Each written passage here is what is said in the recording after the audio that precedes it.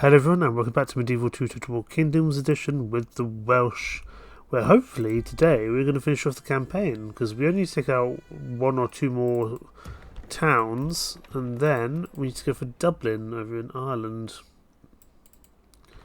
And there doesn't seem to be that many people inside, so we have a couple of fleets and a full stack army ready to go, so we're going to get them over there and ready. Given there's no one really there at Dublin, it shouldn't be too bad. So next turn we'll be able to take out Dublin. In the meantime, what we need to do is go to Mull and avenge William Flute from last time, because he unfortunately passed away after an unwinnable fight against the Norwegians outside Mull. So we need to go avenge him. We may think about taking out some other Norwegian places as well. Looks like Castletown will fall there.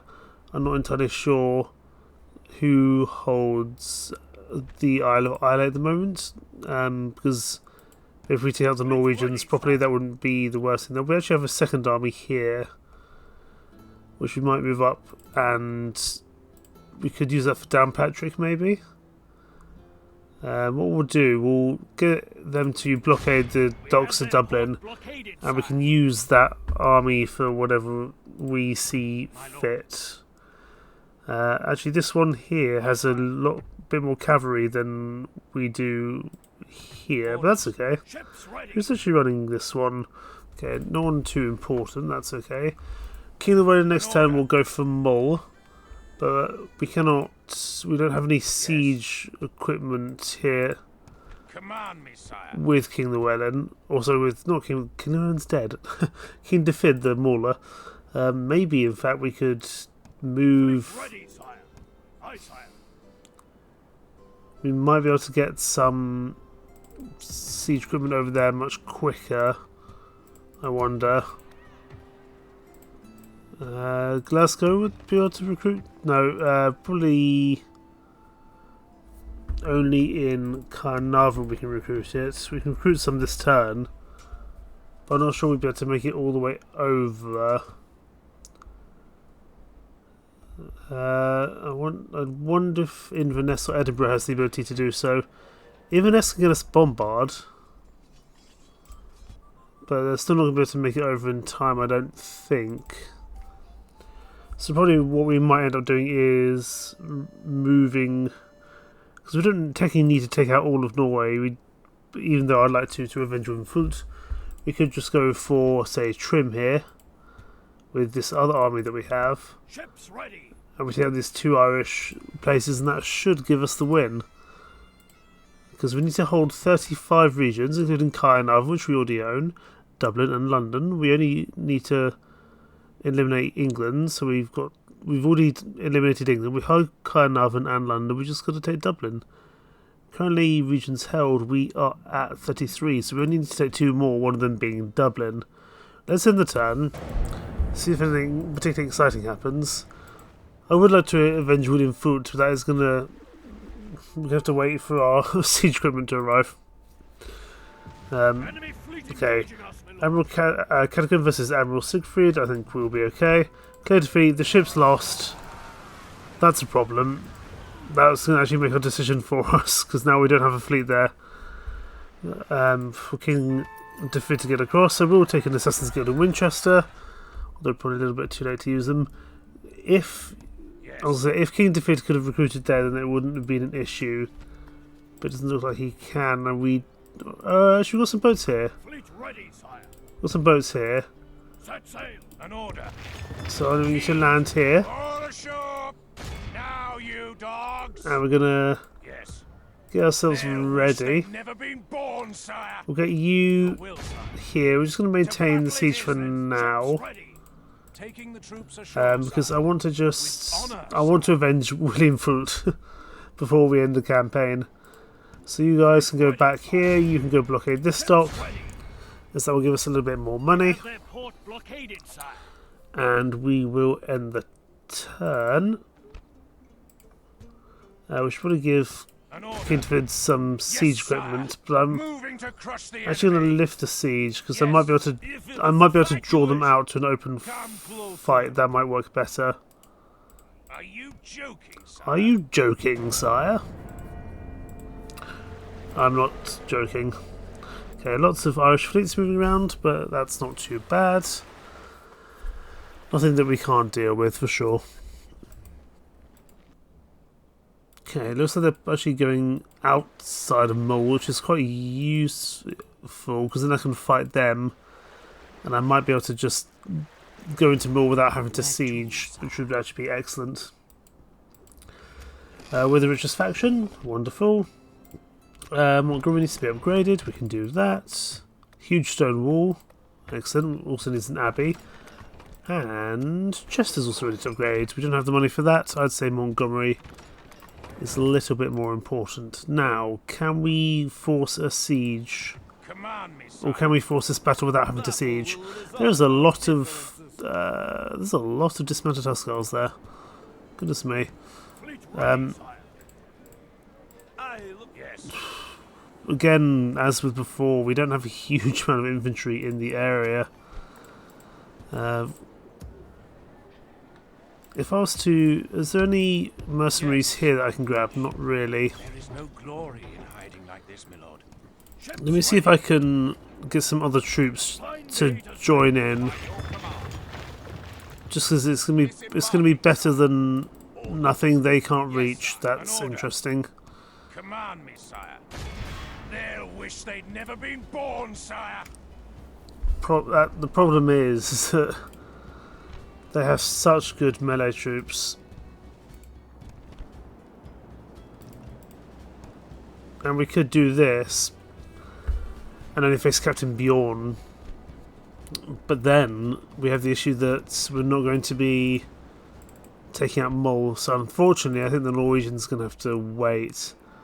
I think we're going to focus on Ireland instead. The Norwegians will survive. So, Tomlin O'Neill.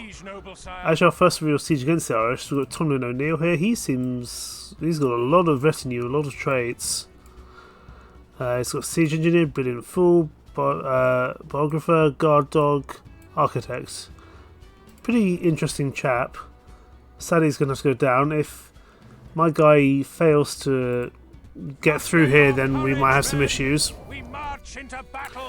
There's nowhere for him to retreat to, which seems a bit silly, but I guess he's used all his movement points and he's behind enemy lines. It makes sense. So, we've got our cannons, we've got our artillery. Let's see if we can find a weak spot. Let's see if they'll actually fire through the walls. This is the first time I've used gunpowder units in a very long time. Proper cannons and everything, which would be cool. Let's speed up time. They get their cannonballs loaded in. Oh yeah, they're going to break through that wall nice and quickly for us. As in ancient Jericho, excellent. The walls fall before the righteous. Send our men through to slay our ungodly foe. Okay. That's going to crumble at the severe cost of some of our frame rate, but that's okay. And I'm also going to get a second hole open so we're not just having to fire through or file through one place. These Ulster swordsmen might be tough, but we have archers. That's not what I intended to do. Let's get all our archers forward.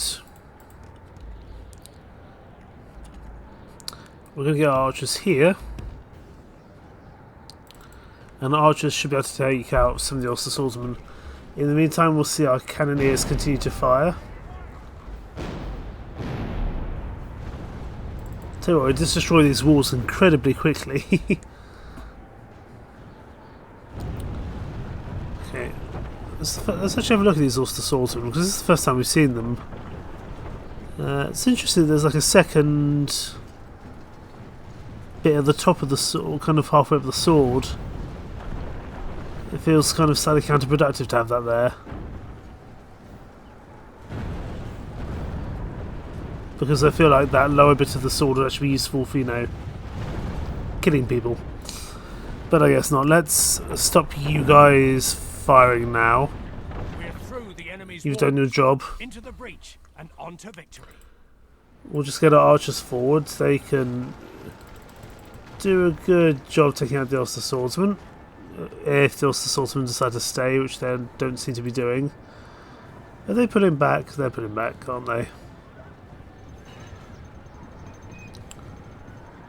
If the swordsmen are going to pull back, then we're going to need to bring the cannons forward, so let's get that started, because that's going to take a long time for them to get through. And we'll get our spearmen through to deal with the cavalry as well. That's not too bad. That's not an issue. We've got cannons. We bought artillery for this very reason. To break through the Irish perimeter and get ourselves a win. And then we push on to Dublin afterwards. And that should be the campaign won. Sadly, Norway, with its rather strong infantry, means that actually they'll survive this campaign for now. We just get more of our spearmen in. They seem to be lagging a little bit behind, but that's okay.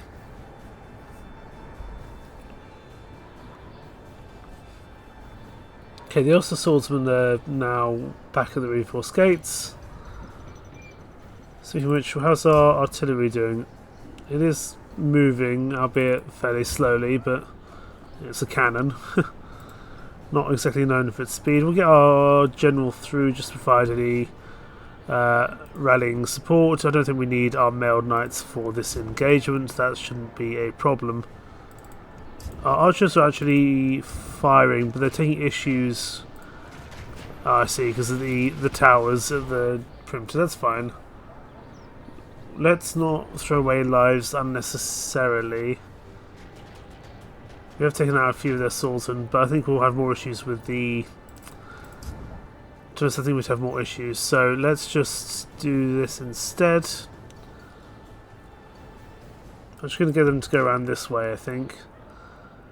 Go through the town. There's some lovely snow on the top. It looks very picturesque.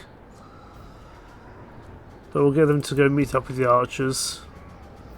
If they can move through the streets, would be excellent.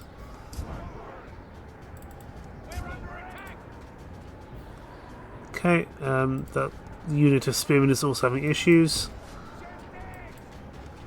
Again, looks like they're getting the towers activated, which is the smart thing to do. But we should be okay. Don't be silly, just pull back for now. Okay, our cannons are nearly through the streets. Tell you what, I wouldn't envy having to push that cannon. That must weigh an absolute ton.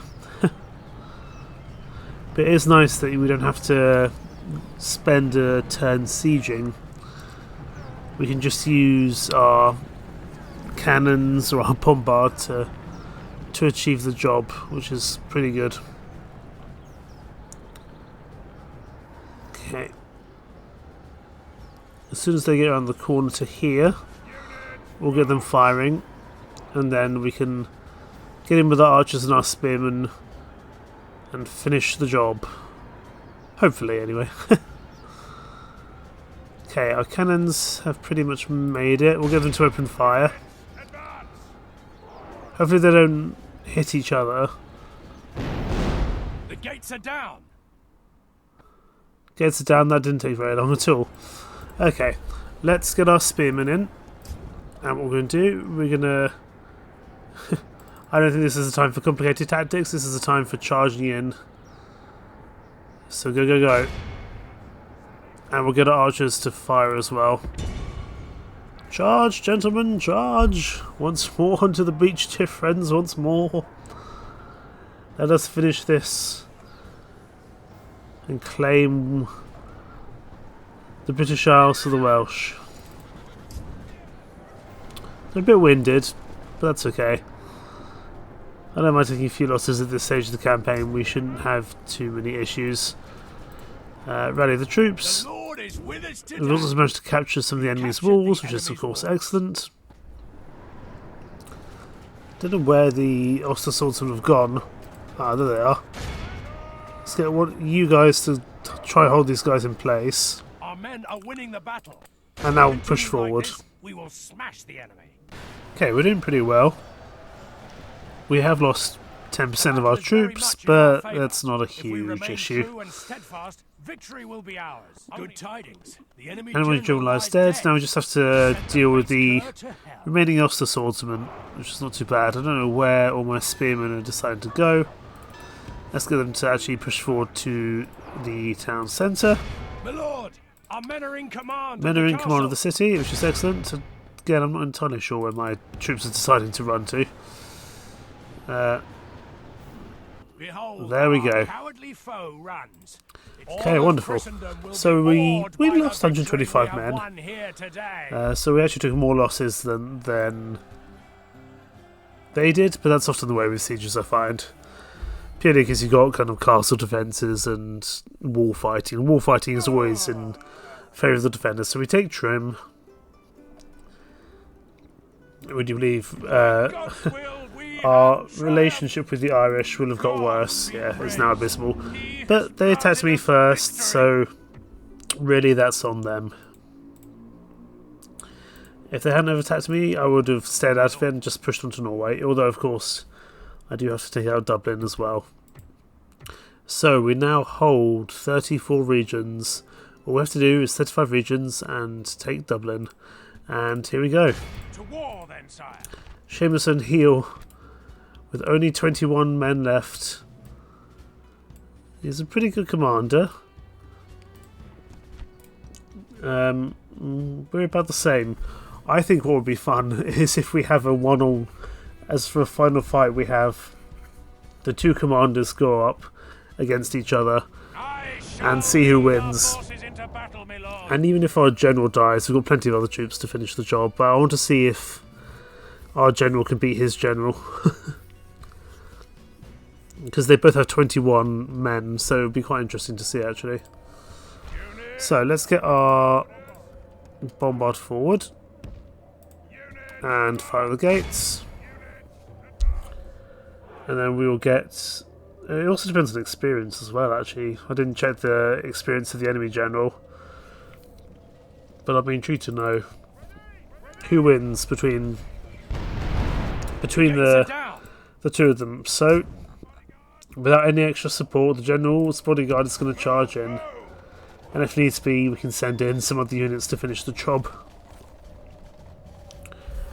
But I am curious, it would be quite a fun way to end the campaign, to have a pure one-on, or we could try and get a cannon kill, which would also be quite interesting.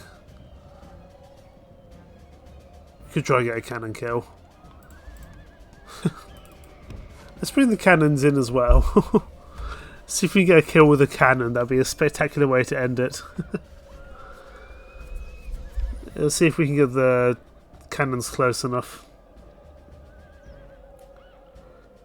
They might take a little while though, that's for sure. Can you not make it through the gate? Surely you can make it through the gate. Okay, good.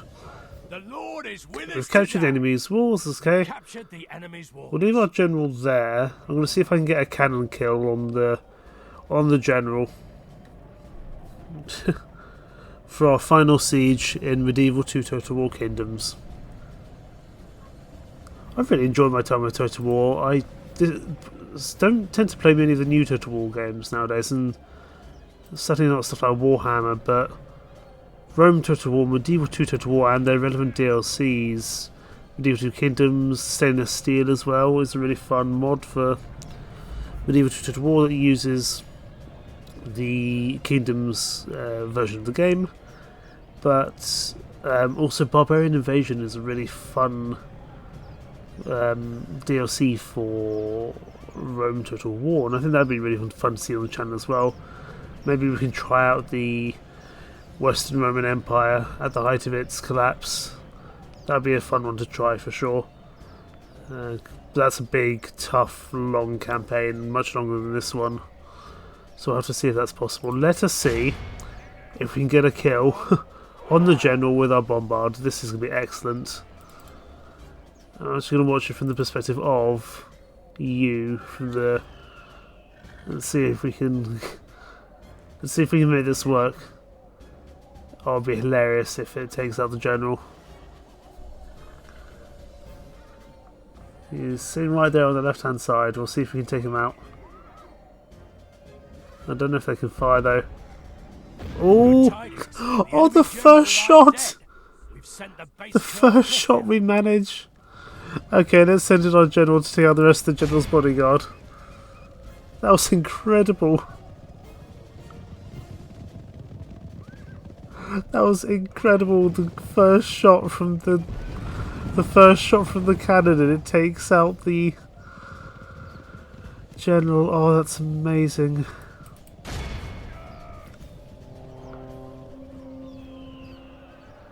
Okay. Now that we've taken out the General, we shouldn't have too much of an issue here. The bombards can come in and join the fight as well. That was absolutely incredible. The first shot, I was expecting it to either miss or at least go into some of his retinue, his bodyguard, his kind of elite soldiers by his side, but no, it goes straight into the General and kills him straight away. That's remarkable. Also, his bodyguards seem to be doing better than ours are. Reform you spineless women indeed. They're wavering. I mean, we can definitely win this. It's not a huge issue. Let's just bring in everyone. See if they make it in time. Looks like our General might actually die here. I'm not particularly concerned about losses, obviously, at this stage now. But... oh, there we go. The enemy army flees the field. Okay. You know what? We will fight them down to the last man. This is the last engagement, so we'll fight them to the last man. We will take them out. I'm not too concerned about taking over the entire map. Often, I find in strategy games taking over the entire map is not always the most interesting thing, because by the point you get to where I am now, it's inevitable that you're going to win. You know, there's still a few issues, and yes, we lost William Foote previously, and you know, sometimes we can have some losses, but in essence, you know, we hold all of England. Our money and our military infrastructure would eventually wear Ireland down to this point. And we've already landed with two very powerful full-stack armies, and we would likely be landing with... I think we have another ability to get another 3 full-stack armies in the not too distant future.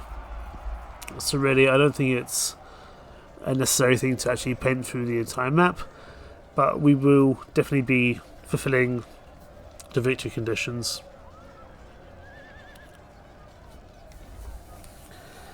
And it's nice to see. Actually, it's been nice to play as not England, because often when I play on kind of maps or video games to do with strategy, especially in Europe in the medieval ages, I would tend to play as England or Britain or possibly Cornwall if it was down at kind of county level. But you know, it's been nice to experience a bit of kind of things from Welsh perspective, and try and learn some of these absolutely horrendous names to try to pronounce.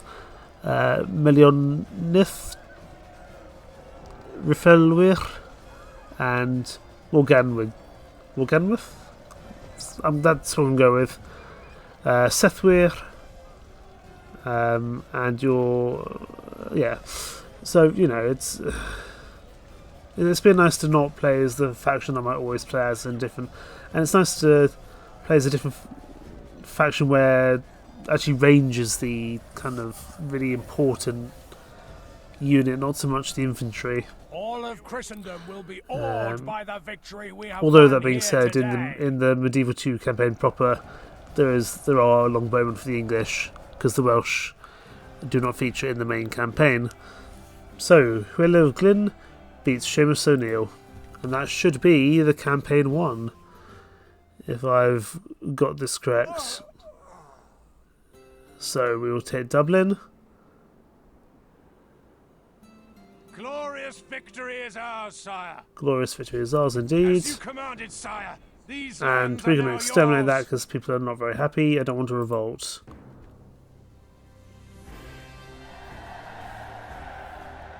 And there we go. You have won the game. All your people celebrate this victory. Would you like to continue and gain even greater glory?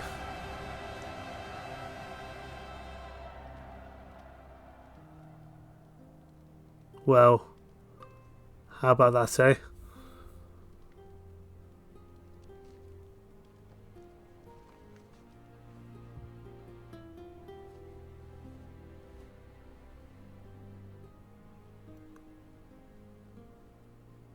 And the monk, who has been writing the history, puts his book back on the shelves.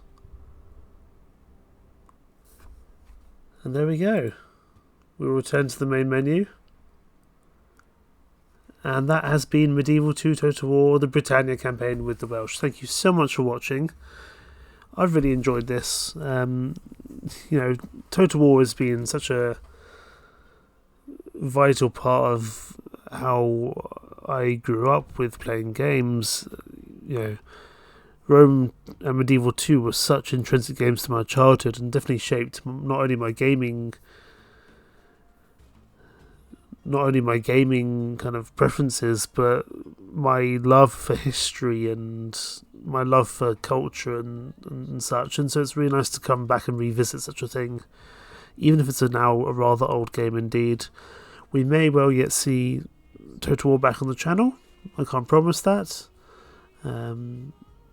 As it's quite suddenly these older variations of Total War are very old nowadays, and they do have some issues, and they're not overly popular on the channel, which is okay. I play games that I want to play regardless of how well they do.